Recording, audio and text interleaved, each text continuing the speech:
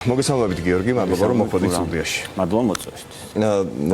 პირდაპირ დავიწყოთ ბრიტანეთიდან სიახლეების მოლოდინით, რა წყაროებზე დაყრდნობით გვაქვს ეს ინფორმაცია და როდისთვის ველოდებით კონკრეტიკას? ხო, დავიწყოთ იქიდან რომ ბრიტანეთს დიდი ხანი აქვს უკვე შემუშავებული ესეა 15 კაციანი სია, ამაზე ჩვენთან შეხვედრებზეც საუბრობდნენ, როდესაც ჩვენ სტრასბურგში ვიყავით, იქაც გაჟღერდა კონკრეტულად ვინ შედის 15 კაციან სიაში ეს გამოჩნდება მალე, მაგრამ ბრიტანეთმა ისურვა რომ ეს ყოფილიყო არასაჯარო იქამდე სანამ არ გამოაცხადებდნენ თავად. თუმცა მოახლოვდა ის პერიოდი, როდესაც ქართული ოცნება ნამდვილად მიიღებს იმ სანქციებს, რომლებიც დაიმსახურეს და რატომ დაჩქარდა ეს პროცესი და რატომ გამიჩნდა სურვილი დამეწერა სტატუსი, სწორედ იყო ეს პერიოდი, როდესაც ბრიტანელი მინისტრი იყო საქართველოს ჩამოსული, არ შეხვდა არავის, წავიდა სომხეთში, აზერბაიჯანში, იქ ისაუბრა სტრატეგიულ პარტნიორობაზე სომხეთთან, ისაუბრა ენერგოუსაფრთხოებაზე აზერბაიჯანთან, საქართველოში იყო, შეხვდა მხოლოდ საელჩოს წარმომადგენლებს, თავის ხალხს და დატოვა საქართველოს იყო ნიშანი და მინიშნება იმის, რომ ბრიტანეთი უკვე გადავა ქმედით ნაბიჯზე და ეს სიგნალები წამოვიდა ლონდონიდან. შესაბამისად, ჩვენ ველოდებით უკვე სექტემბერში სავარაუდოდ უკვე იმ სანქციებს, ამ სანქციებში რაც ვიცით მოსამართლეები არიან მათ შორის სიაში, არიან მოსამართლეები, ბიზნესის წარმომადგენლები, რომლებიც რეჟიმს ეხმარებიან, არის თავად ბიძინა ივანიშვილი სიაში, როგორც ვიცი, ამ 15 კაცში 15-ვე ერთად დასანქცირდება თუ ნაწილ-ნაწილ იქნება სანქციები იმის მიხედვით, რა რეაგირება ექნება ქართულ ოცნებას, მათ შორის ბიძინა ივანიშვილსაც. ეს ტაქტიკა მთლიანად ბრიტანეთზეა დამოკიდებული. ჩვენ ვიცით, რომ სანქციების თემა, როდესაც დგება მაგალითად გერმანიას ყავს დასანქცირებული ქართული ოცნების წევრები, მაგრამ არ ვიცით სახელები, ესე საჯაროდ არ ცხადდება, იმიტომ რომ ეს ამ პოლიტიკას იზიარებს გერმანია, რომ ყველას უნდა ეგონოს, რომ ნებისმიერი შეიძლება მოხდეს ამ სანქციებში. ამიტომ არასაჯაროებენ არიან ქვეყნები, რომლებიც ასაჯაროებენ და ჩვენ მაგალითად გვქონდა ასევე სიები, ნანახი, რომელიც ამერიკაში გაიგზავნა, რომელიც ითხოვდნენ აი ამ კონკრეტული ადამიანების სანქციებს, ხო? ბრიტანეთის შემთხვევაში საინტერესოა, რომ ანალიტიკოსებისვე შეფასებით ეს ბიძინა ივანიშვილისთვის იქნება უფრო დიდი დარტყმა, ვიდრე სხვა რომელიმე ქვეყნის სანქცია და ირაკლი რუხაძე, ტელეკომპანია იმედის დამფუძნებელი და მფლობელი, მისი კაპიტალი ბრიტანეთს უკავშირდება პირდაპირ. არის ის ამ სიაში. ჩემი ინფორმაციით არის ის სამსიაში კი. თუმცა ცდილობს თავად როგორმე გამოძრეს ამ სიტუაციიდან, მაგრამ ეს არ იქნება მარტივი მისთვის. და სწორედ აი ეს ვიზიტი იყო ამის დამადასტურებელი. როდესაც ჩამოდიან ევროპული ლიდერები, საგარეო საქმე, ეგრეთ წოდებულ საგარეო საქმეთა მინისტრს მაინც ხვდებიან, ჩვენ ნახეთ რამოდენიმე შემთხვევა, მაგრამ ისე ჩამოვიდა ევროპის საკითხებში მინისტრი, რომ არ შეხვდა არავის ქართული ოცნებიდან, ღია საბოტაჟი არის გამოცხადებული ქართული ოცნების მიმართ, მათ არ აღიარებენ ლეგიტიმურ ხელისუფლებად და ამის დასტური იყო მაშინ, როდესაც ფაშინიანს ხვდებიან და ელაპარაკებიან სტრატეგიულ პარტნიორობაზე და აზერბაიჯანს ელაპარაკებიან ენერგოუსაფრთხოებაზე. ხო, საუბარია დიდი ბრიტანეთის მინისტრზე, ამერიკის შეერთებულ შტატებსა და ევროპის საკითხებში სტივენ დაუთი, მაგრამ მე მოვისმინე მეორე მხარე ამ ვიზიტის შესახებ, თითქოს მას უარი უთხრეს შეხვედრაზე და მას ჰქონდა სურვილი რომ გასაუბრებოდა ქართული ოცნების ჩინოსნებს, მაგრამ არ მიიღეს.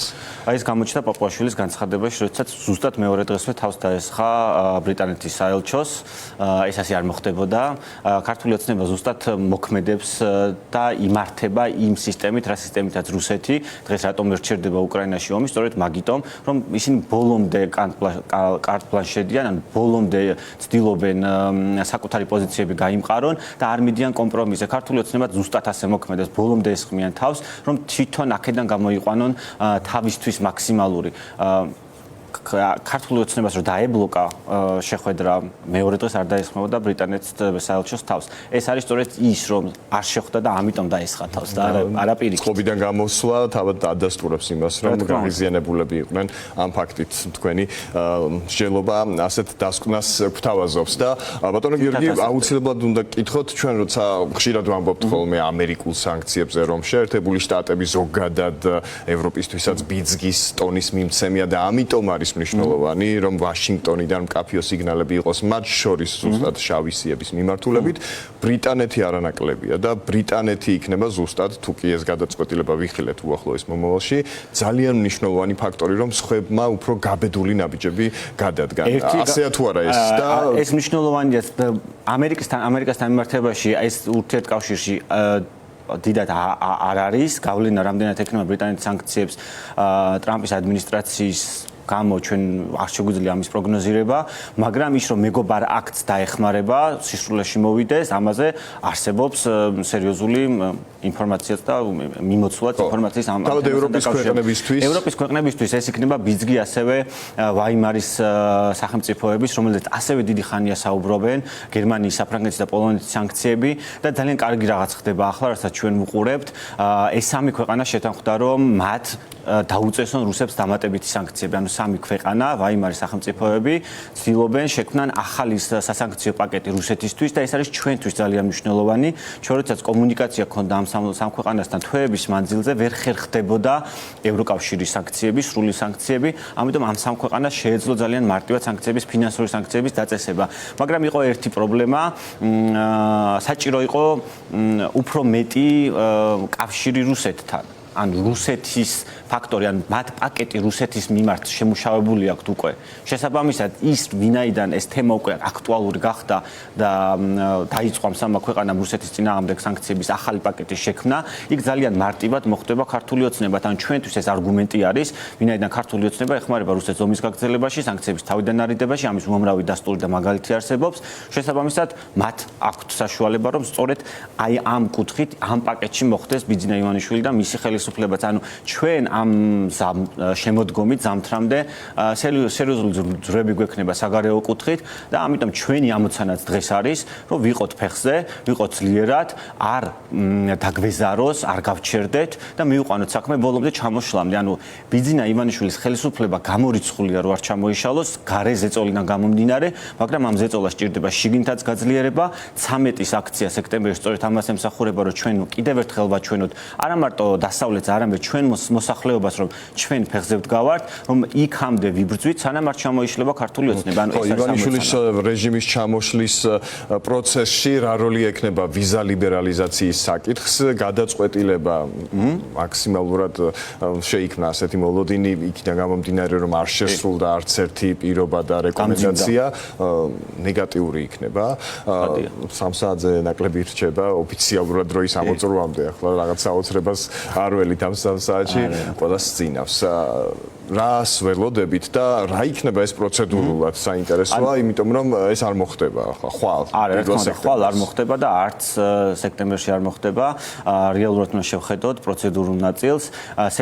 აგვისტოს ბოლომდე ქართულ ოცნებას ჰქონდა მიცემული დრო, რომ ის 4 პირობა შეესრულებინა, მათ შორის იყო რუსული კანონების გაუქმება, არა მარტო ერთი კანონის, ანუ ბევრი რეპრესიული კანონის გაუქმება, რეპრესიების შეწყვეტა და პატიმრების გათავისუფლება და ერთ-ერთი მეოთხე იყო მნიშვნელოვანი ასევე კომუნიკაციის დაწყება ოპოზიციასთან, სამოქალაქო სექტორთან იმისთვის, რომ კრიზისი განიმუხტოს. ამ 4 პირობიდან ქართულმა ოცნებამ ცხადი არც ერთი არ შეასრულა და აქაც რუსული სტილით კიდევ უფრო დაამძიმა, ვინაიდან დააყადაღა ქართული არასამთავრობო ორგანიზაციების ანგარიშები და ეს ანგარიშები იყო ევროკავშირის ფული. ანუ ეს იყო ევროკავშირის გაცემული ფული ქართულ არასამთავრობო ორგანიზაციებზე, ანუ ევროკავშირს დაუყადაღა ანგარიშები და ფული გადამხდელების ცხადი ეს არის საბოტაჟის გამოცხადება. ამიტომ ამბობ, რომ ქართული ოცნება ყოველთვის რუსულ მეთოდს მიყვება იმის ნაცვლად, რომ უკან დაიხიოს და დაიწყოს დიალოგი და რაღაცა მათ შეეძლოთ მოჩვენებითაც მაინც გაეკეთებინათ რაღაც, მაგრამ ივანიშვილს აქვს არჩეული რუსული გზა და მიყვება რუსულ სცენარს, რუსულ გზას.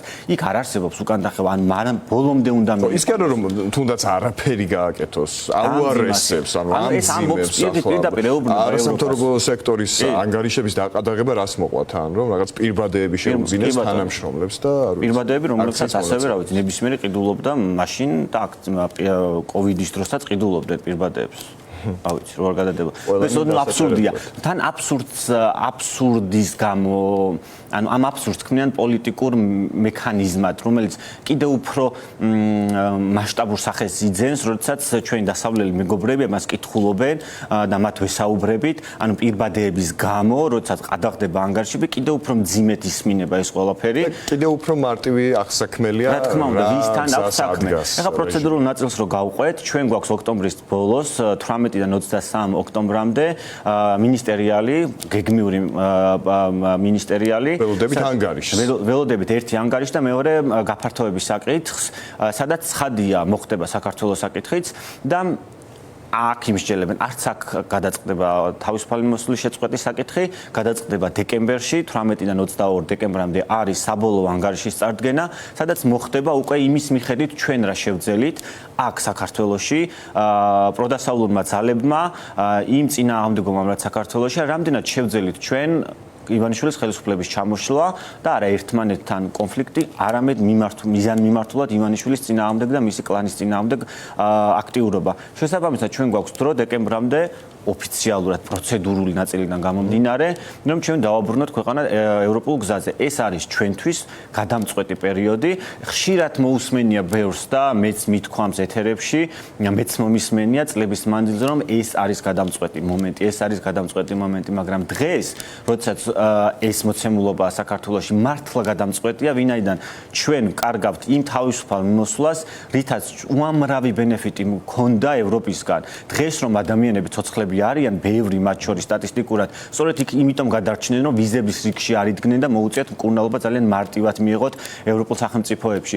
ჩვენ ყავს ძლიერი ახალგაზრდა თაობა, ნასწავლი, იმიტომ რომ მათ შეძლეს იქ სწავლა, მათ შეძლეს კურსებზე იქ ჩასვლა მარტივად და არ დაჭირდათ უზარმაზარი პროცედურების გავლა, რაც მეც მახსოვს და გამივლია და ასე მომიწია რიგებში დგომა, ხო? რაც გარდა რიგებისა და დროის ფაქტორისა, ხარჯებთან იყო დაკავშირებული და ახლა როცა ავტორიტარიზმს გვთავაზობს ივანიშვილი, ასეთი სახელმწიფოს მოქალაქეებს ვიზას მარტივად ვერ მოგცემ, ანუ იქნება უამრავი უარი. რა თქმა უნდა, ვერ დაადასტურებ იმ ანგარიშს, ანუ იქ თუ დაავიწყდათ მოსახლეობას, ჩვენ უნდა წარგვედგინა 6 თვიანი ამონაწერი, რა შემოსავლები იყო. ამ როდესაც საბოტაჟი გამოცხადებული დასავლეთისთვის და ინვესტორი აღარ არსებობს ქვეყანაში და დამოკიდებული ხარ რუსეთზე და რუსულ ბაზარზე, აქ გაღატაკება დაიწყება და ჩვენ ნახეთ რომ თითქოს ცდილობდა ქართული ოცნება ჩინეთი დაებალანსებინა და სტრატეგიული პარტნიორობა გააფორმა, მაგრამ რა მოხდა არ დაპატიჟეს. აი 2 დღის წინ და ეხლა მიმდინარეობს აღონიშნება, არ მიიწვიეს კობახიძე, ანუ ეს პროპაგანდაც აუქცია. იქაც კი არ აღიარეს და სხვა შორის სომხეთის ლიდერი იქ იმყოფება, ანუ იქაც არის ევროკავშირთანაც ურთიერთობებს ალაგებს. ძალიან საინტერესო მომენტია. ეს უნდა ყოფილიყო თითქოს ჩვენი ხელისუფლების კურსი, მათივე განცხადებით, ყველასთან დალაგება და არ გამოდის ვერც ჩინეთთან დალაგდნენ და ვერც ევროკავშირთან. პუტინი და პუტინის გარემოცვა კობახიძეებს და ქართულ ოცნების წევრებს. ძალიან საინტერესო მომენტი იყო და ეს ძალიან მენიშნა კარგად, როგორ შეხვდა ფაშინიანი პუტინს, რომელსაც ზურგს უმაგრებდა ტრამპის კორიდორი, ზანგეზურის კორიდორიდან გაფორმებული ხელშეკრულება, ბრიტანეთთან დადებული სტრატეგიული პარტნიორობა, ჩინეთთან დადებული პარტნიორობა და ამ დროს ელაპარაკება პუტინს და ეუბნება, რომ დიდი ხანია თქვენთან აღარ გვისაუბრია. როდესაც დიდი ხანი არ საუბრო პუტინთან, სწორედ ეს ხდება, რომ შენი ქვეყანა მიყავს უკეთესი მომავლისკენ. ეს გააკეთა ფაშინიანმა და ძლიერი მეგობრების გვერდით ზურგამაგრებული ელაპარაკება პუტინს, რომელიც არის დამარცხებული ომში და ვერც წინ მიდის და ვერც უკან მიდის. გაჭედილია შუაში. ანუ ჩვენ ეს პოტენციალი ქონდა და გვაქვს დღემდე, რომ გამოვიყვანოთ ჩვენი პოტენციალი, რაც არის ანაკლის პორტიდან ჩვენი რატო შეიქმნა ზანგეზური, იმიტომ რომ ეს კორიდორი არ რუსეთის ხელში გონია უკვე ჩვენს დასავლელ პარტნიორებს, ამიტომ ქნიან ალტერნატივებს, რომ ეს არ იყოს როგორც Nord Stream 2 გაიჭედა რუსეთის დახმარებით და რუსეთის ჩარევით, ისე არ გაიჭედოს კორიდორი, რომელსაც დიდი ინვესტიცია იდება. ეს ერთმანეთს აბალანსებს კარგ ცხოვრებაში, მაგრამ ამ შემთხვევაში ეს ამბიცია დგას გეოპოლიტიკაში. ამიტომ როდესაც ჩვენ შეგვეძლო ფაშინიანის გვერდით ყოფილიყავით იგივე ძლიერი პოზიციიდან და ასეთი ძლიერი პოზიციით ველაპარაკა პუტინთან, ჩვენ ველაპარაკები ჩვენ არა. ყობახიძე და მისი მოკავშირეები ელაპარაკებიან პუტინს აი ესეთი ვასალური სამყაროს საერთაშორისო ტრიბუნაზე საქართველოს საერთოდ არ ჩანს გაქრა. თქვენ ახსენეთ ვაიმარის სამკუთხედი, ისინი მათი ქვეყნის ლიდერები იმყოფებოდნენ მოლდოვაში, კონკრეტული გზავნილით რომ მოლდოვა დაიწყებს შემოდგომიდან ევროკავშირში გაწევრიანებისთვის მოლაპარაკებებს, ამაზე კარგი სიახლე რა უნდა იყოს. ჩვენ უნდა ყოფილიყავით წესით ამ სიაშიც. ჩვენ ყოველთვის მოწინავე ვიყავით. ხო, მოწინავე ვიყავით ასოცირების ტრიოში და ახლა საერთოდ არც კი გვახსენეს. არც მოლდოვაში და დანიას ალბათ თვალს ადევნებდით, თავდაცვისა და საგარეო საქმეთა მინისტრები არაფორმალურ სამიძა ხვდებოდნენ ერთმანეთს. არც ერთი სიტყვა საქართველოს ეს რას ხო, ნახეთ, როდესაც უსაფრთხოების კონფერენციები იმართებოდა ბოლო 2 თვის მანძილზე ევროპაში, სადაც მსჯელობენ ევროპის ახალ უსაფრთხოების კონცეფციაზე, ეს ძალიან შავი ზღვის უსაფრთხოებაზე, ჩვენს რეგიონს ეხება, ჩვენს ქვეყანას უშუალოდ ეხება. საქართველოს არც ერთ პანელზე, ანუ არც ერთ კონფერენციის თემაში არ მოხვდა, იმიტომ რომ ევროპა აღარ უყურებს, უჭირს დაინახოს უკრაინის მიღმა საქართველოს როგორც შავი ზღვის რეგიონის მნიშვნელოვანი ქვეყანა თავისი ღრმაწყლოვანი პორტით, ანუ ეს გააკეთა ქართულმა ოცნებამ და ამას აკეთებს ქართული ოცნების პასუხისმგებლობა. ახლა ბიძინა ივანიშვილი ცდილობს ევროპა გამოიყვანოს დამნაშავედ.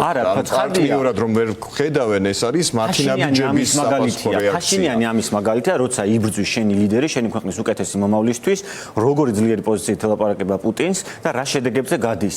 რა თქმა უნდა, ქართული ოცნების დანაშაული არის ის, რომ ევროპის კონფერენციებზე უსაფრთხოების კონფერენციის ახალი არქიტექტურის შექმნის პროცესში, აი ისტო გეოპოლიტიკურად უმნიშვნელოვანეს პროცესს გავდივართ და ჩვენ ვართ ამ პროცესის მიღმა, სადღაც რუსეთის გვერდით, რომელსაც ანუ ფორმა აქვს დაკარგული, ამ ფორმასად გადაიქცა ქართული ოცნების ხელში ეს ქვეყანა, იმიტომ რომ არც ვერაფერს ვერ აკეთებს და ვართ აი ამ მდგომარეობაში, რომ აქედან უნდა გავძვრეთ. თითქოს ისეთი განცდა არის, აი 1918 წელს რო გამოვძვერით ჩვენ და შევქმნით ის კონსტიტუცია, რომელიც ევროპაში ფაქტობრივად იმ პერიოდისთვის პირველი იყო და ქალებს შეეძლოთ არჩევნებში მონაწილეობა, მაშინ როცა არჩევდნენ იქ არავინ.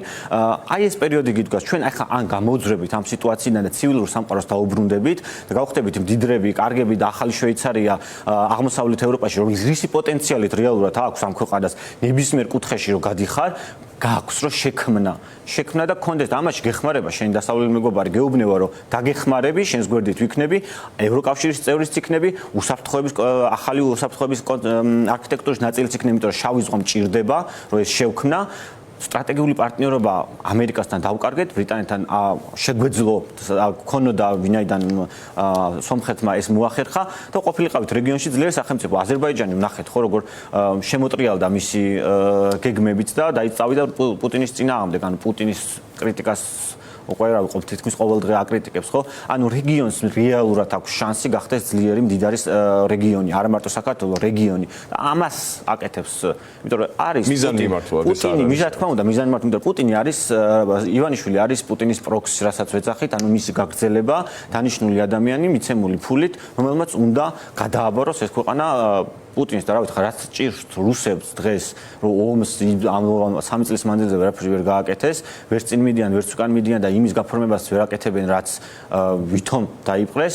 ამაზეც უნდა ვილაპარაკოთ, ტრამპი, პუტინი, ზელენსკი, რა პერსპექტივები აქვს დიალოგს, როგორც ჩანს ორმხრივი შეხვედრა ზელენსკისა და პუტინის შორის არ შედგება, მაგრამ მანამდე თქვენ ახსენეთ 13 სექტემბერი და აი კიდევ ერთხელ მინდა მაყურებელს ვუთხრა, რაზეც ჩვენ საუბრობთ ახლა, სადაც აღმოჩნდა ჩვენი სახელმწიფო, ჩვენ საქართველოს მოქალაქეები, რომ ამ კურსს არ ვეთანხმებით, ეს უნდა ვაჩვენოთ ჩვენს მეგობრებს ევროპაში, ამერიკის შეერთებულ შტატებში და ცამეტში ძალიან მნიშვნელოვანია ვიყოთ ბევრი გარეთ და მნიშვნელოვანი ეპიზოდია იმიტომაც რომ რაღაც მნიშვნელოვან პერიოდს ემთხვევა, ანუ ვიზა ლიბერალიზაციის შესახებ გადაწყვეტილებას და რამდენი ადამიანი გამოვა ქუჩაში, ეს ასევე ძალიან მნიშვნელოვანი იქნება სიგნალი ჩვენი პარტნიორებისთვის. ჩვენი ამოცანა რა არის? ახლა დიდ სურათში რომ დავინახოთ, ჩვენი მთავარი ამოცანა არის ვიდგეთ ფეხზე, გავაგრძელოთ წინააღმდეგობა, ნორმალიზებას არ შევუწყოთ ხელი, ნებისმიერი მანევრი, რომელიც ქართულ ოცნებას მისცემს იმის საშუალებას, რომ აქ სიტუაციის ნორმალიზება მოახდინოს,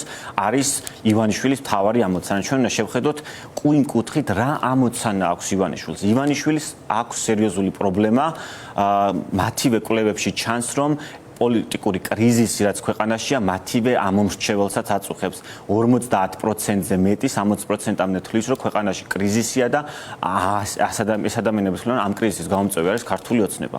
შესაბამისად, ეს არ მოწონს. ივანიშვილს უნდა დაასრულოს ეს პოლიტიკური კრიზისი, ნორმალიზებას მისცეს ქვეყანა და ამ ნორმალიზებიდან მერე დაიწყოს უკვე იმ პოზიციით, გაძლიერებული პოზიციით ლაპარაკი, ვაჭრობა დასავლეთთან, ჯერ სანქციების მოხსნაზე და შემდეგ უკვე ურთიერთობების დაალაგებაზე. ეს არ უნდა მოხდეს. ეს 13 იქნება, 27 იქნება, 4 იქნება თუ 10 ოქტომბერი თუ 27 ოქტომბერი იქამდე უნდა გაგრძელდეს ჩვენი წინააღმდეგობა, სანამ ივანიშვილის რეჟიმი არ ჩამოიშლება. ჩვენ გვაქვს სიგნალი, ამით დავიწყეთ საუბარი, რომ სანქციები იქნება და ჩვენს პროტესტს თან დაერთვის ივანიშვილის საგარეო წნეხი და ჩამოშლის პროცესი ვეღარ უნდა გაძლონ. მათ ვეღარ უნდა შეინარჩუნონ ძალაუფლება, სწორედ იმიტომ, რომ სანქციები და ჩვენი წინააღმდეგობა, რომელიც არ გაჩერდება და იქნება მრავალრიცხოვანი, გაგრძელდება იქამდე, სანამ ისინი არ გაიაზრებენ, რომ ჩვენ ნებისყოფა გვეყო ბოლომდე გვებრძოლა.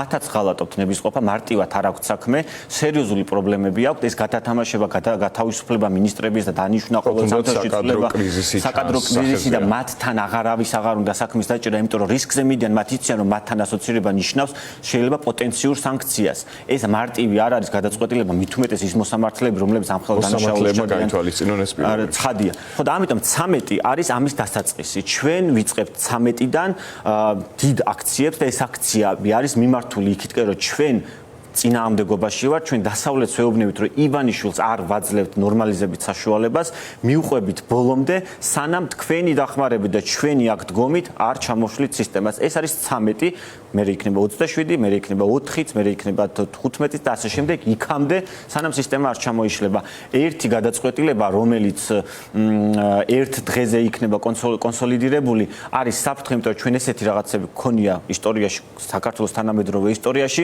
როდესაც საზოგადოებას მოვმართავთ ერთი ამბისკენ და მერე ფრუსტრაცია არის დიდი, მაგრამ ჩვენთვის მთავარი არის გამძლეობა, რომ ის სანქციები, რაც მოდის, დავხვდეთ მომზადებულები და არა ფრუსტრირებულები. გიორგი, თქვენს პროფესიულ კვალიფიკაციას გამოიყენებ და უკრაინა, ახლა რაც ხდება უკრაინაში, მასირებული შეტევა პუტინის მხრიდან, ნაცვლად იმისა, რომ სამშვიდობო მოლაპარაკებებისთვის მზაობა ეჩვენებინა. როგორც ჩანს, არ შედგება ზელენსკისა და პუტინს შორის ორმხრივი შეხვედრა, უფრო სამმხრივ ფორმატში ტრამპის მონაწილეობით და უკვე კაფეოდ მოვისმინეთ სიგნალი, რომ ტრამპს სურს ნებისმიერი ფორმით ამ ომის დასრულება, რას ამბობს ეს ყველა. ხო, ტრამპს სურს, იმიტომ რომ მისი კამპანია აწყობილი იყო მთლიანად პირველი ომის სწრაფდასრულებაზე. მისი პოლიტიკა, ზოგადად ტრამპის პოლიტიკა გლობალურია, მან გეოპოლიტიკურად შეცვალა კონტექსტის გეოპოლიტიკის, თავის ველზე გადაიტანა. აბრაამის აკორდი, რომელიც არის ასევე მისი დიდი გეოპოლიტიკური ამოცანის მთავარი ნაწილი, რომ ეს მშვიდობა იყოს და სტაბილურობა იყოს რეგიონში, არა მარტო აქ ზოგადად, არის მისი ამოცანა, მან უნდა დაასრულოს. ეს არის მისი საგარეო პოლიტიკის მთავარი ბერკეტი, რითაც სურს მართოს და ამით დაიმკვიდროს თავი. და პრესტიჟის საკითხია, დაპირება იყო და ეს უნდა შესრულდეს და გარდა ამისა, როგორც ვიცით, ძალიან განიცდის იმ ამბავს, რაც უკრაინაში ხდება, დაღუპული ადამიანები ყოველდღიურად და ამაზე ხშირად საუბრობს მისი გარემოცვაც, რომ ეს განსაკუთრებით აწუხებს მას და ამიტომ განსაკუთრებულად უნდა რომ ეს ომი რაც შეიძლება მალე დასრულდეს. თუმცა ამ ომის დასრულება არ ნიშნავს იმას, რომ პუტინი უნდა გამოცხადდეს გამარჯვებულად, ამის ძალიან კარგად ესმის ევროპას და ამის ძალიან კარგად ესმის თავად ტრამპსაც. ამიტომ იწელება ეს მოლაპარაკებების საკითხი, ორმხრივი მოლაპარაკება თავიდანვე განწირული იყო, იმიტომ რომ თქვენ ახსენეთ, რომ პუტინმა კიდევ უფრო მეტი ზეწოლა განახორციელა თავდასხმები უკრაინაზე და აქაც გავს სამშვიდობო დასახლებაზე. კი ბატონო, აქაც ხო გავს ქართულ ოცნებას. იმის ნაცვლად რომ მოლაპარაკებაზე წასულიყო და ვიზა თავისუფლების მასალაზე რაღაცა გაეკეთებინა, პირიქით არასამთავრობო სექტორს დაარტყა და გადააყადა ევროკავშირის ანგარიშები.